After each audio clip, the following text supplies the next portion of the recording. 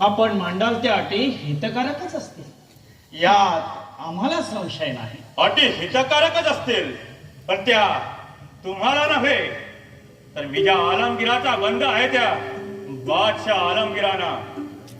राजे, आमची पहिली अट, तुम्ही आतापर्यंत जिंकलेला संपूर्ण मुलूक तुम्हाला बादशाच्या स्वाधीन करावा लागेल. संपूर्ण मुलं?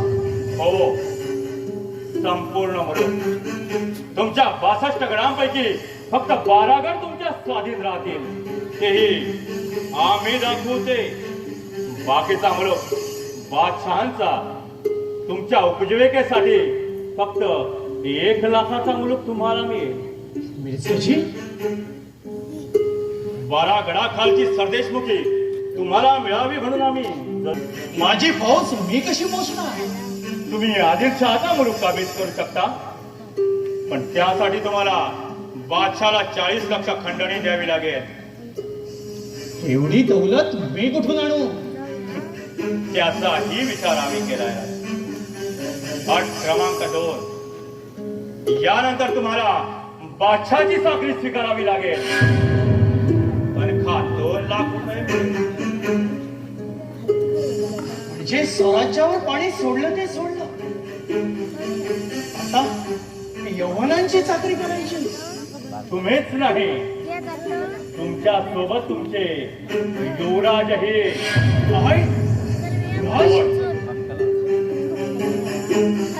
युवराज संभाजी.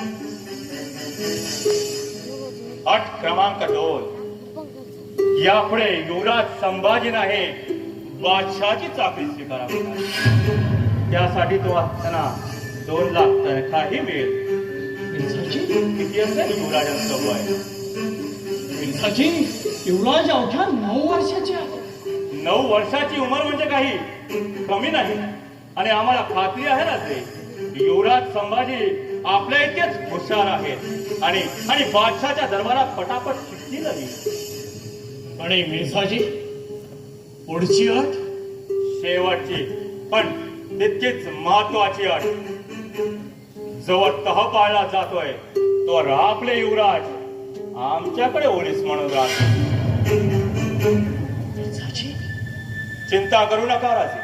जवळ तह पाळला जातोय तो आपले युवराज आमच्या पुत्रा इतकेच आमच्याकडे सुरक्षित राहतील. हा एका राजपुताचा शब्द आहे.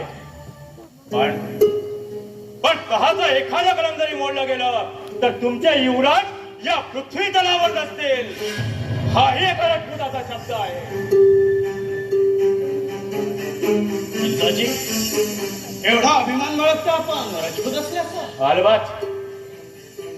आमच्या पारिपत्यासाठी कोटीचंडीचं अनुष्ठान करून बाहेर पडला असं आम्ही ऐकलं होतं. हे खरं आहे?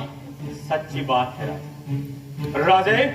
आम्ही एकलिंगीचे भक्त, त्या शक्तीचे उपासक, त्या शक्तीचं पाडवा घेतल्याखेरीज कुठलंही मोठं काम हातात घेत नाही. मिर्झाजी, तुमची शक्ती म्हणजे आमची भवानी, तुमचा एकलिंग जे म्हणजे आमचा रोहिणेश्वर. मतलब?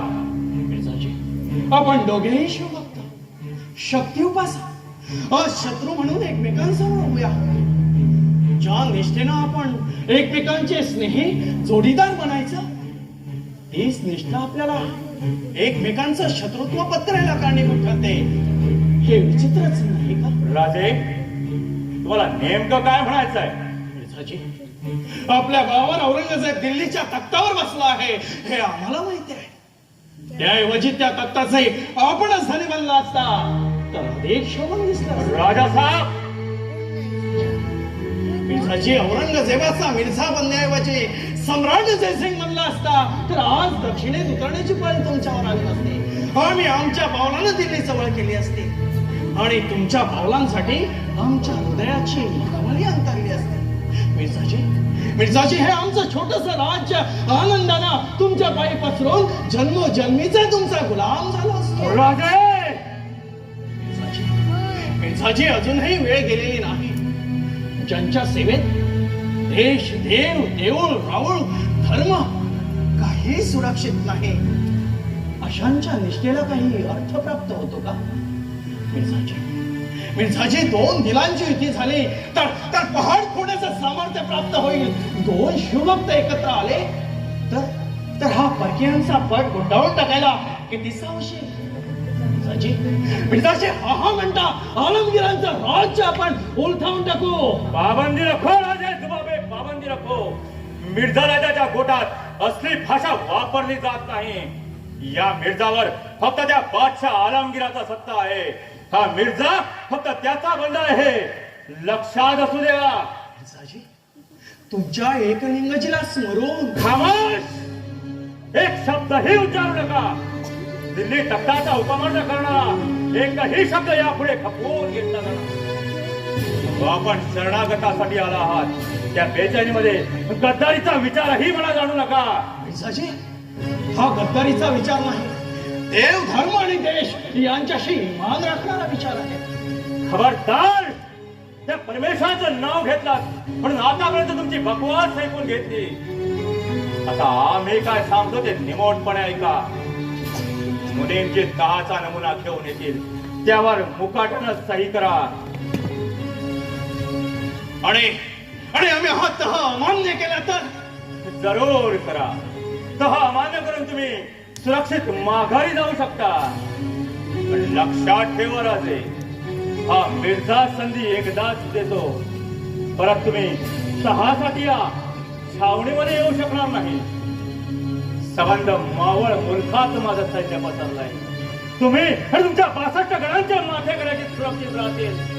माझ्या 1 लाख सैन्याच्या बळावर तुमच्या या मुलखामध्ये श्वास घ्यायला एखादा माणूसही जिवंत राहणार नाही. जय कलिंगजी.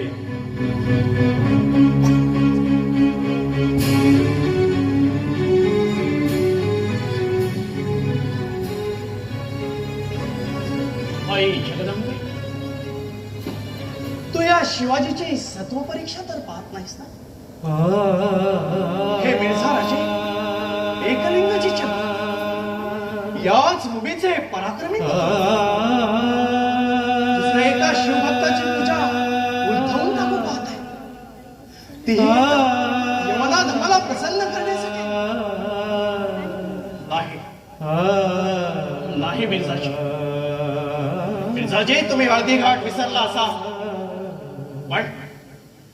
पण राणा वनात रक्तबंबाळ उदयाने भटकणाऱ्या राणा प्रतापाची याद आमच्या अंतःकरणात तसेच जळते आहे. त्याच राणा प्रतापाची शपथ घेऊन सांगतो, एक ना एक दिवस औरंगजेबाला आमच्या समोर मायने मागा